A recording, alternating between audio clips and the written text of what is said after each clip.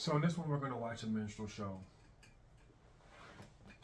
This is the Notorious Black Feminist, and I feel like this is a good video to watch because it really encapsulates everything I see wrong with black feminism. I mean, everything that is wrong with black feminism. And if you all would like to see this video, want to find this video, you can find it in the description. You can also find it in my Black Consciousness playlist. What we're going to do now is we're going to go through this content point for point, and I'm going to just have my little piece, you know what I mean? I'm a black feminist, capital B, capital F. I'm unapologetically black and I'm unapologetically a feminist. And look, depending on what circles you're in, it's hard to be both those things at the same time. A capital B, capital F feminist. And depending on what circles you're in, it's hard to be both of those things at the same time. Just fundamentally, you just can't be both. And the reason you can't be both is because if you are at the center, the core, the purest form of pro-black, then you understand all of the lies in feminism. Same so if you are at the core of feminism, then you ain't trying to hear nothing about what black men have to do with. Value standpoint, we just wholly disagree. Like, we will never find common ground on that point because I don't believe that fairness is attainable or even needed. Life isn't fair to begin with. Proving the point of what people, especially black women, other people who are anybody who's not white, why we hear feminism and we don't want that label because it means, I'm just gonna say, it means that. Like, it means that you've already gone into so then what is your new whatever you think your label? happiness needs or whatever your survivalist needs are, when there are people on lower end who are trying to survive, who are trying to get to a point of what should be normal based on what other people have. It sort of sounds like you're saying feminism is not always inclusive then. Right. It's most of the time it's not inclusive. Then Why the fuck if you're are you so sitting upset there? about feminism just being about women. Furthermore, you're not concerned with a 60% pay gap. You're concerned with a 6% pay gap. You have no concern with men, especially masculine men. So when you're in the center of that circle, you can't exist.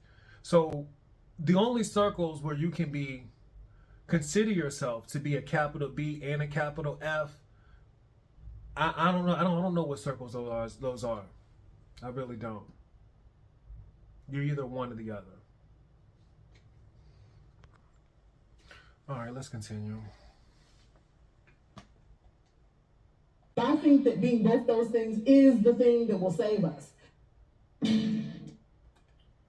All right, so we just started with her describing herself as being pro-black and pro-feminist, and she believes that both of those things is what will save us. So this is going to be brief but spectacular, but I'm looking forward to understanding how being both feminist and pro-black will save us.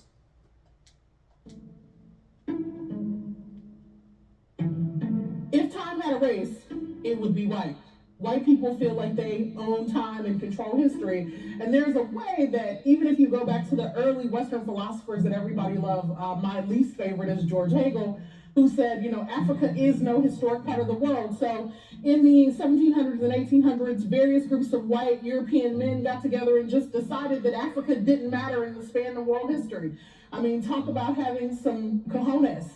Time has a history, and so do black people. And part of the reason that we have, for instance, Black History Month in this country is because we literally have to make the argument that black people have actually done things that are significant to the creation of the nation state. And it turns out that if we didn't have things like Black History Month, apparently people would not believe that black people were actually significant historical actors. That had nothing to do with feminism, basically just an introduction about Black History Month. We keep on relitigating basically the 1860s in this country. We have racial animus, the likes of which we have not seen in my lifetime, a resurgence of law enforcement engaging black folks in ways that are often deadly and often with impunity. White people dictate the pace of social inclusion, and they do so by saying, get there? Why are you trying to push us so fast? That kind of... The one thing I want to point out is just the use of people. We have to understand that people includes both men and women. And we also have to understand that when she's contextualizing herself as a feminist and also pro-black, she's basically mentally limiting herself to speaking on black women. All right? And she's doing a lot of shaking and baking right now, but none of it has anything to do with being a feminist. This is just basically general information at this point. Well, as a woman or as a woman of color? Let's be specific. Oh my God. Pushing back the clock, which is a phrase that we use all the time, is a way in which those in power like to say to those of us who don't have power, we're going to determine not only what you get, but when you get it. And that is the critical difference between young activists who are in the streets saying, change it now, change it today. We don't want your gradualism. Change what? And how, specifically? They remind me of the debates over slavery in this country and ending slavery in the 1800s. There were gradualists who said, we want to end slavery, but we want to do it in steps. So we'll free you, but can you work 10 years? Can we sort of gradually phase you out of slavery? And there were others who said, we're going to pass this amendment, and at that moment, you will be free. And for those... I mean, don't get me wrong. This stuff is cool, man. This is some real black history we getting right now. But what are we really talking about? Are we talking about black history, pro-black issues? Are we talking about feminism? Slavery in this country and ending slavery in the 1800s, there were gradualists who said, we want to end slavery, but we want to do it in steps. So we'll free you, but can you work 10 years? Can we sort of gradually phase you out of slavery? And there were others who said, we're going to pass this amendment, and at that moment, you will be free. Let me tell you what's gradually happening. Right now, they're gradually phasing your ass out. That's what's gradually going on right now. And they're gradually doing it by gradually introducing values that have nothing gradually to do with you being black as a woman. For those of us who continue to struggle with a white supremacist, capitalist, patriarchal power structure, immediate freedom is what we want. Gradualism does not serve us. There's Immediate a freedom that happens at that. Immediate freedom in the form of what? What are you talking about?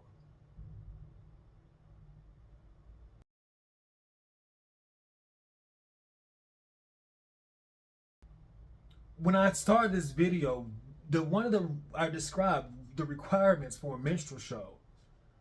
And humility is, look how stupid this shit is. When I was in LA, there were dudes in their 20s, half-ass naked, smoking dust, lost without a fucking cause. And that shit is normal out there in LA. And guess what the population looked like? It was all black men. It was all black men. What freedom is talking about? And feminism at that space of having to work twice as hard to get half as far, which is a black proverb, and at that space of knowing that so often you can be the dopest chick in the room and they'll give it to the mediocre white man in the room. Now we want to get into the black girl magic? Putting those things together gives you a clarity and a vision about where we can go if we stop oppressing black folks and women and gender non-conforming folk. And so black feminism taught me that, and I think it can teach you that too. Black feminism I am Brittany Cooper, and this is my brief but spectacular take on my eloquent rage. I am Brittany Cooper, and this is my brief but spectacular take on black rage. That's exactly how she concludes the damn minstrel show to confirm to her supporters over there in Washington, D.C. what side she's really on. Because on an intellectual level, all you got to do is literally just sit there and think it through real slow.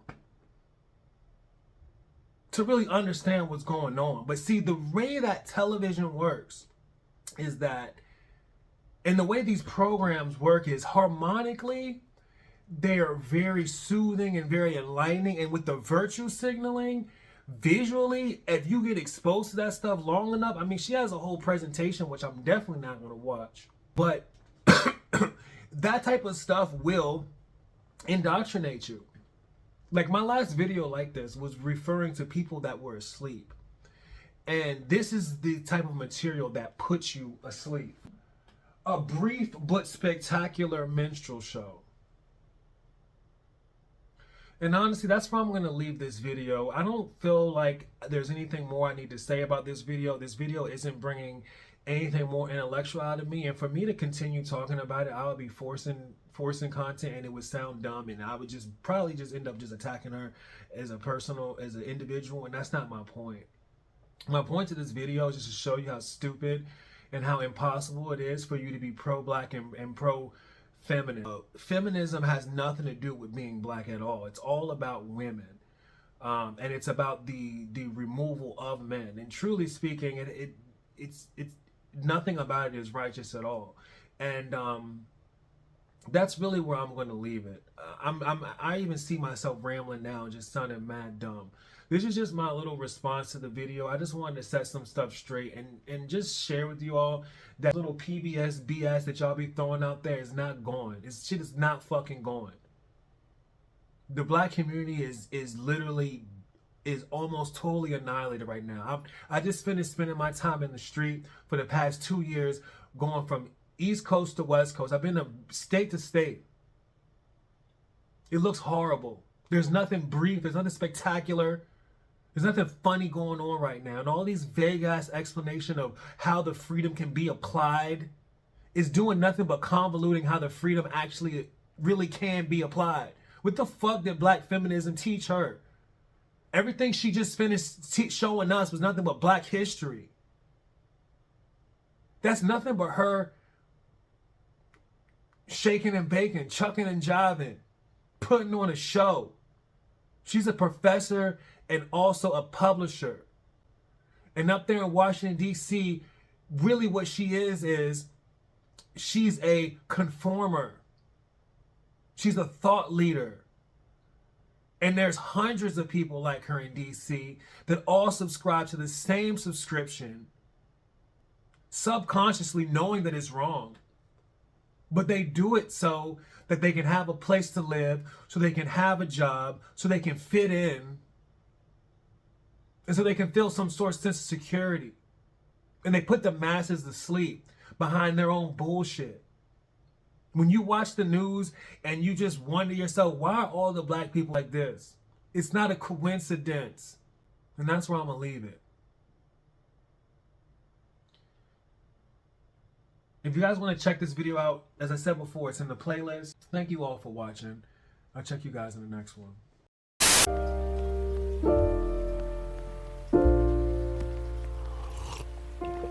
If you found the one, you should never give her up. I think it's the way life changes when in love, yeah. I surround my soul with the positivity. That's why I don't worry about the things that I don't see, yeah. These days I don't worry about much. I think